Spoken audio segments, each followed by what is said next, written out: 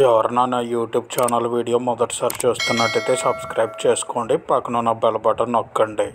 స్వర్ణాంధ్ర స్వచ్ఛాంధ్ర కార్యక్రమంలో తణుకు శాసనసభ్యులు ఆర్మిలి రాధాకృష్ణ గారి ప్రసంగం. అంతా కూడా అగమ్యగోచరంగా మారి అక్కడ ఉన్నటువంటి పరిపాలనతో ఆ రోజు ఉన్నటువంటి వైఎస్ఆర్ కాంగ్రెస్ పార్టీ పరిపాలన విధ్వంసకరంగా మారి ఈ రాష్ట్రంలో ఉన్నటువంటి అన్ని వనరులను దోచుకుని ఈ రాష్ట్రాన్ని సర్వనాశనం చేసి అప్పులు ఊబిలో పెట్టినటువంటి పరిస్థితుల్లో ఈ రాష్ట్ర ప్రజలందరూ కూడా ఒక చైతన్యంతో ఏకపక్షంగా మరలా ఈ రాష్ట్రం బాగుండాలంటే, మన పిల్లల భవిష్యత్తు బాగుండాలంటే ముఖ్యమంత్రిగా చంద్రబాబు నాయుడు గారు రావాలని ఈ రాష్ట్ర ప్రజలందరూ కూడా అటు ప్రధానమంత్రి నరేంద్ర మోడీ గారు, ఇటు ముఖ్యమంత్రిగా చంద్రబాబు నాయుడు గారు, అదేవిధంగా పవన్ కళ్యాణ్ గారు కూటమిగా ఈ రాష్ట్రంలో 164 సీట్లతో ఈ రాష్ట్ర ప్రజలందరూ కూడా ఆశీర్వదించి ఘన విజయాన్ని అందించారంటే 5 సంవత్సరాల పరిపాలనకి ఏ విధంగా ఉందనే దానికి ఇది జవాబని సందర్భంగా తెలియజేసుకుంటున్నా. అదేవిధంగా తణుకు నియోజకవర్గంలో కూడా పరిపాలన చూసాం, ఏ విధంగా చేశారో. ఆ రోజు 5 సంవత్సరాల్లో దోపిడీ విధానంతో దాచుకో అనే విధానంతో కేవలం రాజకీయాలతోనే కాలం కలిపి తణుకు నియోజకవర్గ అభివృద్ధిని కుంటిపరిచినటువంటి పాలకులకు బుద్ధి చెప్పే విధంగా ఈ రాష్ట్రంలోనే 6వ అత్యధిక మెజారిటీతో ఇక్కడ కూటమి అభ్యర్థిగా నన్ను గెలిపించినటువంటి తణుకు నియోజకవర్గ ప్రజలందరికీ కూడా శిరస్సు ఉంచి ధన్యవాదాలు తెలియజేసుకుంటున్నాను. ఈరోజు మాకు ఒక బాధ్యత అప్పచెప్పారు. మీరందరూ కూడా ఎంతో నమ్మకంతో ఒక బాధ్యతతో మీ అందరికీ ప్రజాసేవ చేసే విధంగా మాకు అధికారాన్ని ఇచ్చారు. దానికి అనుగుణంగా ఈరోజు ముఖ్యమంత్రి వర్యులు చంద్రబాబు నాయుడు గారి మార్గదర్శకత్వంలో, దిశానిర్దేశంతో ఈ రాష్ట్రంలో ఇచ్చేటటువంటి ప్రతి కార్యక్రమాన్ని కూడా నిర్వహించే విధంగా ముందుకు వెళ్తున్నామని ఈ సందర్భంగా తెలియజేసుకుంటూ, ఈరోజు ముఖ్యంగా మనందరం కూడా ఇక్కడ సమావేశం అవడానికి కారణమైనటువంటి స్వర్ణాంధ్ర స్వచ్ఛాంధ్ర కార్యక్రమంలో భాగంగా ఈరోజు ముఖ్యమంత్రి గారు ఒక పిలిపించారు.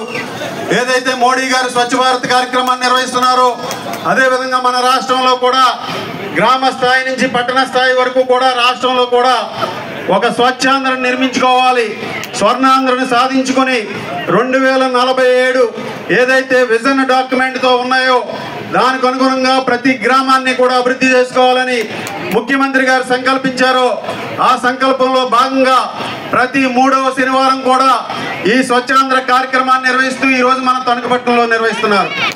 ఈరోజు మన తణుకుపట్నానికి ముఖ్యమంత్రి గారు రావటం ఒక మనందరికీ కూడా ఒక గౌరవం, దానికన్నా మనందరికీ కూడా ఒక బాధ్యత. ఆయన ఏ సంకల్పంతో అయితే ఈ కార్యక్రమానికి వచ్చారో, ఈరోజు స్వచ్ఛాంధ్ర నిర్మించాలని ఏదైతే మనకి ఈ స్వచ్ఛాంధ్రకి సంబంధించినటువంటి థీమ్నిచ్చి సింగిల్ యూజ్ ప్లాస్టిక్ని వాడటం తగ్గించి రీయూజబుల్ వస్తువులనే వాడే విధంగా, అదేవిధంగా పరిశుభ్రతని పారిశుద్ధ్యాన్ని పెంపొందించే విధంగా, మనకున్నటువంటి పార్కులను అభివృద్ధి చేసే విధంగా, మనకున్నటువంటి డ్రైనేజీలను అభివృద్ధి చేసే విధంగా ఈరోజు ఈ కార్యక్రమంలో భాగంగా ఇవ్వడం జరిగింది. దానికి అనుగుణంగా ముఖ్యమంత్రి గారు ఇచ్చినటువంటి ఈ కార్యక్రమంలో మనందరం కూడా భాగస్వాములు అవ్వాలి. తణుకు పట్టణం ఒక ప్రశాంతతకు మారిపోయారు. మనందరం కూడా ఎప్పుడు కూడా స్వచ్ఛ కార్యక్రమాలకు ప్రాముఖ్యత ఇస్తాం.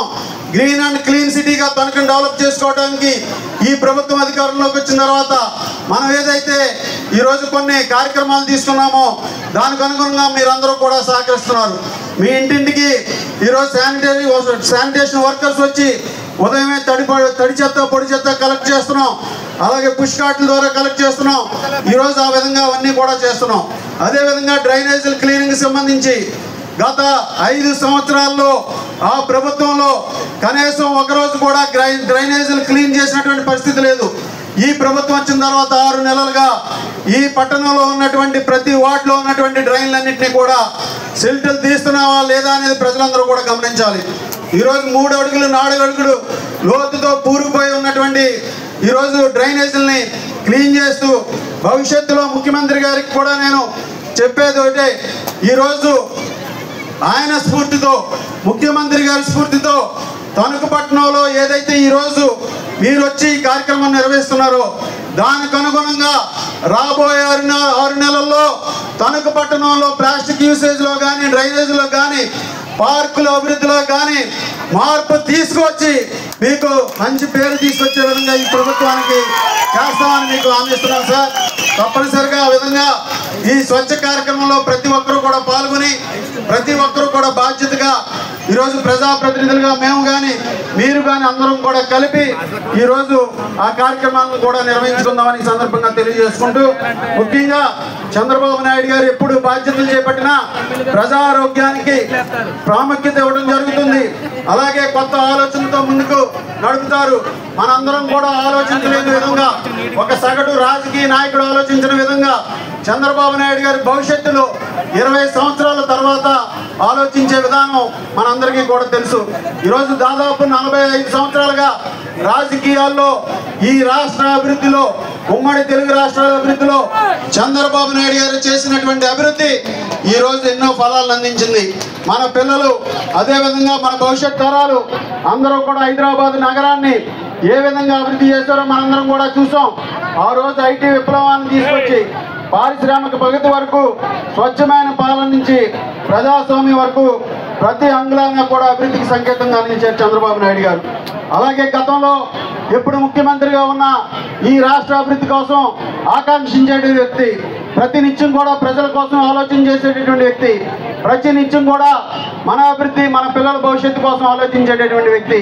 ఈరోజు గతంలో జన్మభూమి కార్యక్రమం కానీ, శ్రమదానం కానీ, పచ్చదనం, పరిశుభ్రం వంటి కార్యక్రమాలు ప్రజల్లో చైతన్యం తీసుకొచ్చి మనల్ని అందరినీ కూడా భాగస్వాములు చేసి ఎంతో అభివృద్ధి చేశారు. అలాగే ఈరోజు ఏదైతే ఈ వేదిక ఉందో సార్, ఇక్కడ జిల్లా పరిషత్ ఉన్నత పాఠశాల కూడా 2002లో మీరు ఇచ్చినటువంటి పిలుపు మేరకు ఇక్కడ జన్మభూమి పథకం ద్వారా ఆ రోజు దాతలందరూ కూడా ఇక్కడ కొత్త బిల్డింగ్ని ప్రారంభించి మీ చేతులుగా ప్రారంభించుకోవడం జరిగింది సార్. అది మీరు అందించినటువంటి స్ఫూర్తి సార్. ఈరోజు ఈ బిల్డింగ్ పైన కూడా జన్మభూమి సింబల్తో మీరు ఇచ్చినటువంటి స్ఫూర్తి ఇక్కడ ప్రజలందరికీ కూడా మార్గదర్శనంగా నిలుస్తుంది సార్. ఈరోజు మనందరికీ కూడా ఎంతో ముఖ్యమైన రోజు. ఈ కార్యక్రమాన్ని మనం అందరం కూడా ఒక బాధ్యతగా తీసుకుని చేయాల్సినటువంటి అవసరం ఉంది. ఈరోజు ప్రతి ఇల్లు కూడా శుభ్రంగా ఉండాలి. అలాగే మన ఇంటి నుండే శుభ్రత, పారిశుభ్రం కూడా ప్రారంభించుకోవాలి. ఆ విధంగా ప్లాస్టిక్ వినియోగాన్ని తగ్గించి దీనికి ప్రజలే కాకుండా వ్యాపారస్తులు, చిరు వ్యాపారస్తులు, ఫ్రూట్ వెండర్స్ అందరూ కూడా సహకరిస్తే మన పట్టణాన్ని ప్లాస్టిక్ రహిత పట్టణంగా తయారు చేసుకుని మన పిల్లల భవిష్యత్తుని కాపాడే విధంగా ముందుకు వెళ్ళొచ్చని ఈ సందర్భంగా తెలియజేసుకుంటున్నాను. కేవలం 15 కోట్ల నుంచి 20 కోట్లే ఆదాయం ఉంది. ఈరోజు పన్నులు కానీ, వాటర్ ట్యాక్స్ కానీ, ల్యాండ్ వేకెంట్ ట్యాక్స్ కానీ, అలాగే మనకున్నటువంటి షాపులు రెంట్లు కానీ, ఈ విధంగా 15 కోట్ల నుంచి 20 కోట్ల వరకు ఆదాయం వస్తుంది. ఈరోజు ముఖ్యంగా ముఖ్యమంత్రి గారికి, అలాగే మన నారాయణ గారికి, మంత్రి గారి నారాయణ గారికి ప్రత్యేకంగా ఈ సభాముఖంగా ద్వారా ధన్యవాదాలు తెలియజేసుకుంటున్నాం. గతంలో మన మున్సిపాలిటీకి వచ్చేటటువంటి ఆదాయం ప్రభుత్వ ట్రెజరీకి వెళ్ళి అక్కడి నుంచి శాంక్షన్ రావాల్సి వచ్చేది.